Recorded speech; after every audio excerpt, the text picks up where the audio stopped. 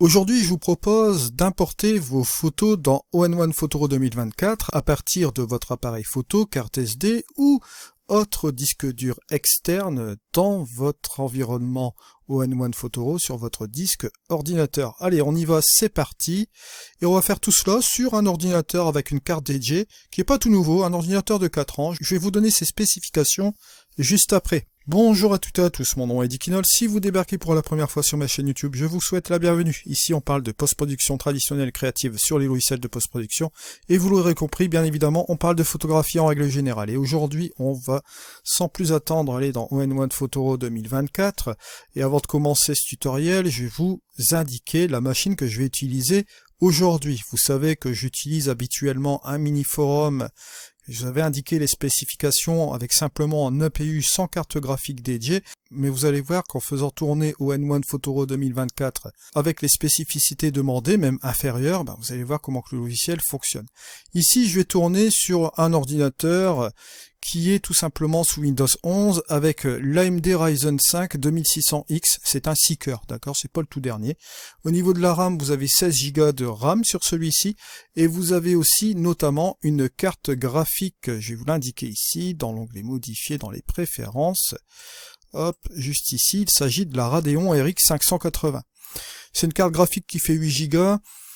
Elle n'est pas toute nouvelle, elle est bon marché encore pour le moment, vous pouvez encore l'obtenir il me semble, même en seconde main, des choses comme ça, vous verrez bien, ça marche très bien, et je vais l'utiliser ici.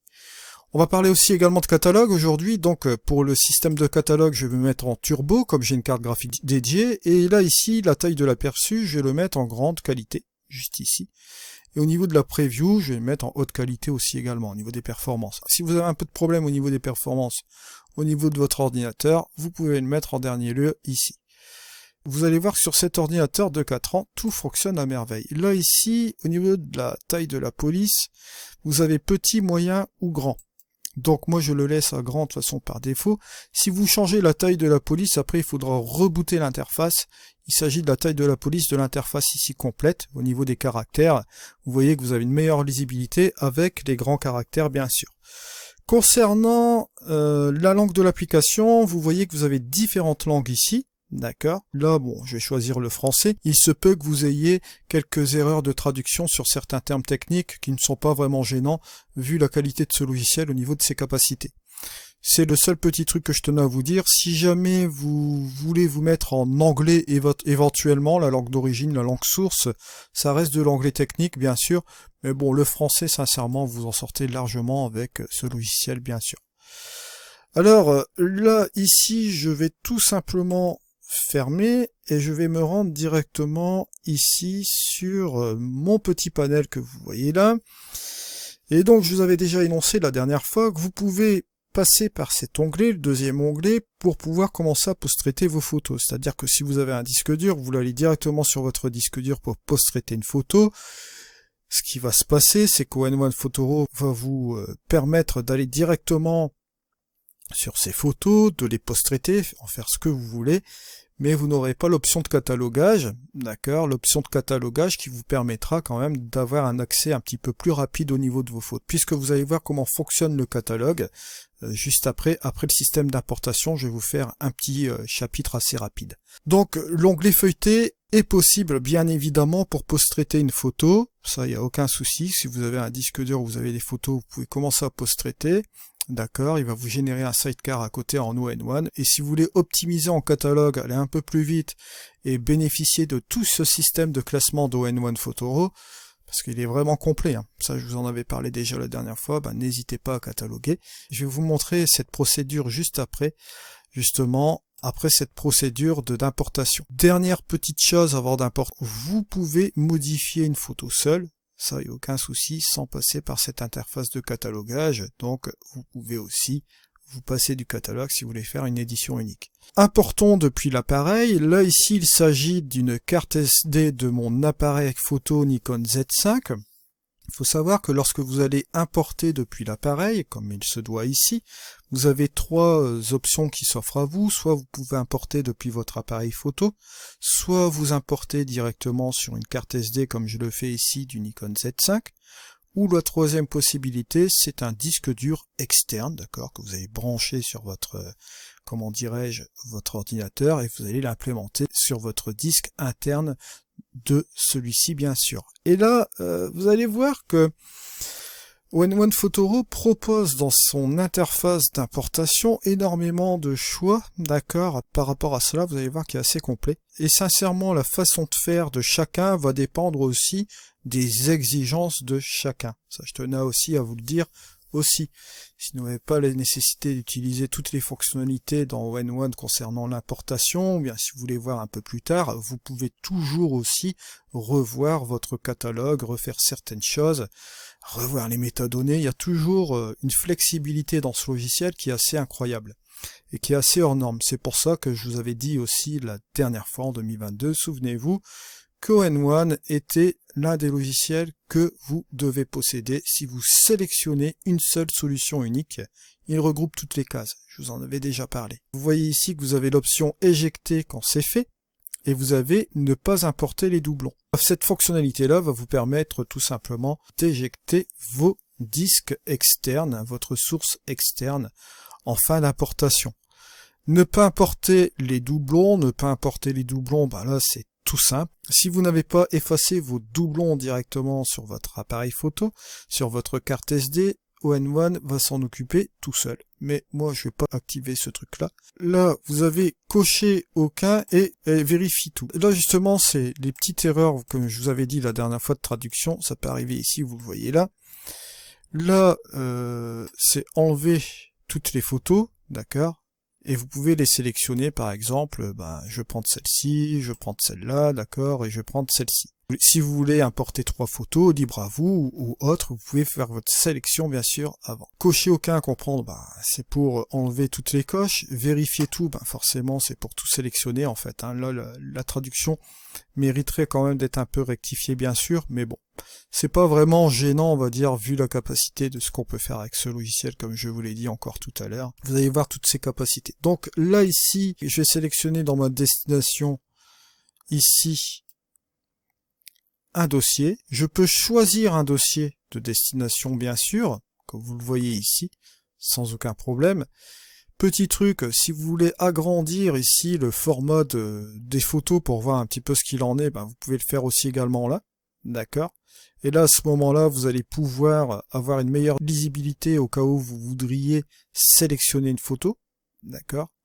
Moi, je vais le laisser par défaut, c'est pas vraiment gênant. Ensuite, vous avez cette fenêtre-là, donc on revient sur cette fenêtre.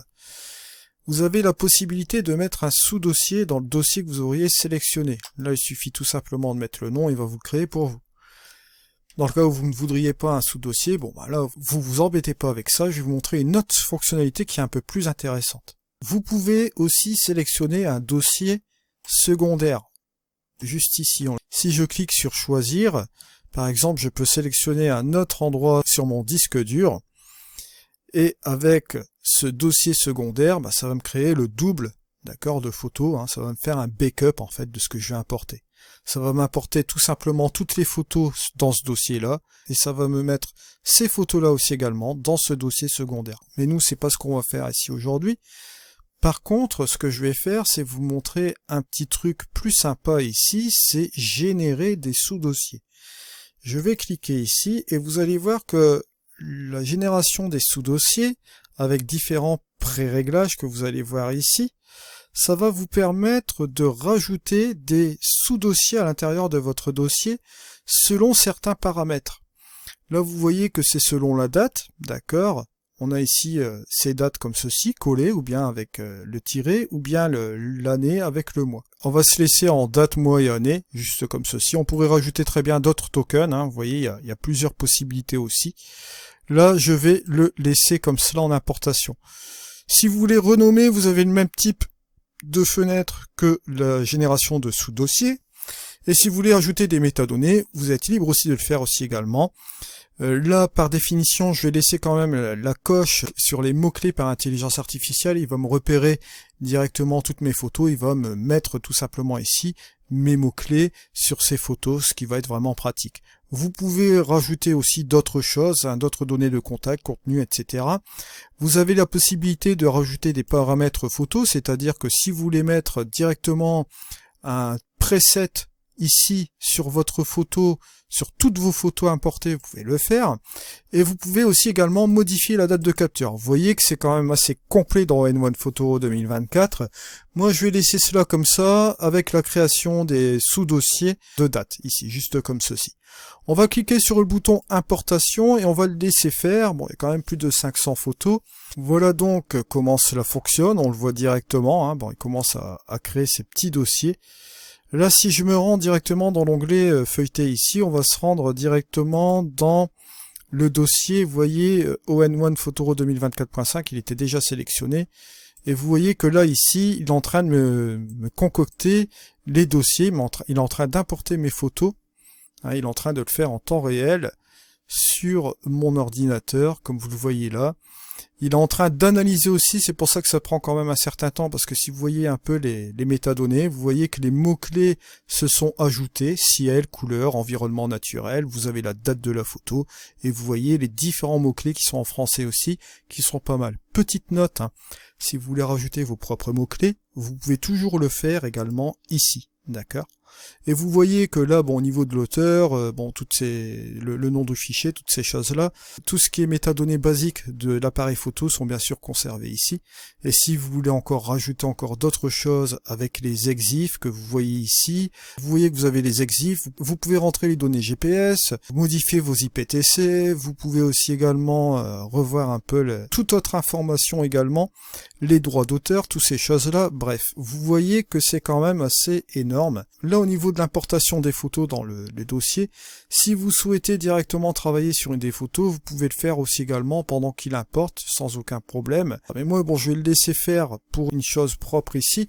Allez, on se retrouve juste après. Voilà, donc, ici, on a toutes nos photos, on les a importées directement dans cet onglet, donc ce répertoire. Et comme vous pouvez remarquer, dans ce répertoire Photoro ON1, d'accord, 2024.5, j'ai toutes mes photos qui ont été répertoriées ici, selon la date. Et si je vais dans un de mes répertoires, par exemple ici, vous allez remarquer que tous mes mots-clés par intelligence artificielle ont été mis, bien sûr, ici, comme vous le voyez là, d'accord ?